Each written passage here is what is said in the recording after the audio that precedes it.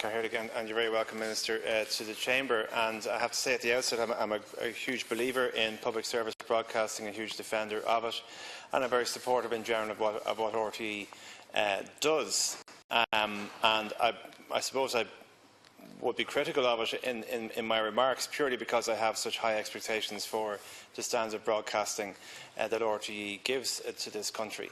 I want to agree with what Senator Dolan has said in relation to diversity, and because I want to speak to diversity in terms of RTE and its programming, because the gender equality issue is something that I really feel that RTE needs to take more seriously. I think we have to move to a situation where all male panels. I mean, it's very difficult sometimes to, as BBC have done, to get a handle as to how best we can promote diversity amongst presenters of various different shows. We still have a predominantly white panel of people who present shows who are the face of Ireland, who are the face of RTE, and I think that's something that has to be addressed. But while that may be challenging to address in terms of different ethnic backgrounds, it's not as challenging to address the gender issue.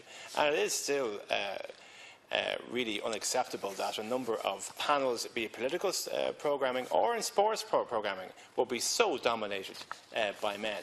And I think there has to come to a situation where, no matter what the programme is about, to have 6 or 7 or maybe sometimes even more men discussing the issue just has to end as a practice. I've often been in panels and I've mentioned the fact that it was an all-male discussion, and often the researchers will say, well, you know, we did our best. It's not good enough to say we did our best anymore. It has to be a practice which is absolutely just terminated, that on any discussion anywhere, it would just, there would be an all-male discussion. So the issue of gender equality and the issue of having role models in our national broadcaster that young Irish children who come from diverse backgrounds can look at and say, that person reflects who I am, be they Irish Polish children, be they Irish Nigerian children, be they Irish traveller children, that we proactively seek people who are the face of this country, who are presenting programmes and regularly given opportunities to express viewpoints or to present programmes on a national broadcaster. The second point I want to make very quickly before I allow Senator Humphreys to come in is a creeping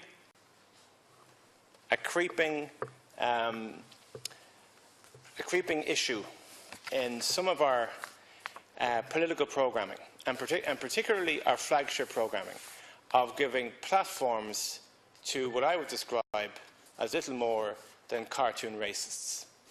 Now, I don't understand why, purely for entertainment value, flagship political programmes in RTE feel the need, in order to have entertainment value and to ignite a row, that you give platforms to dangerous people with dangerous viewpoints, with no political mandate at all, and sometimes ship them in from abroad.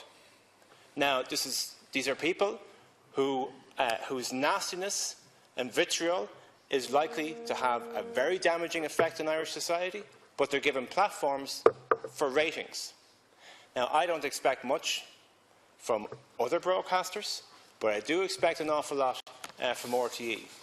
So if the Claire Byrne Show or the Late Late Show is going to give a platform to a cartoon racist, a comic book racist, then we're going to have to call it out, because it's not good enough. Because it may be good for ratings, but it's not good for Irish society. And I think you, as Minister, need to be very, very clear on that as well.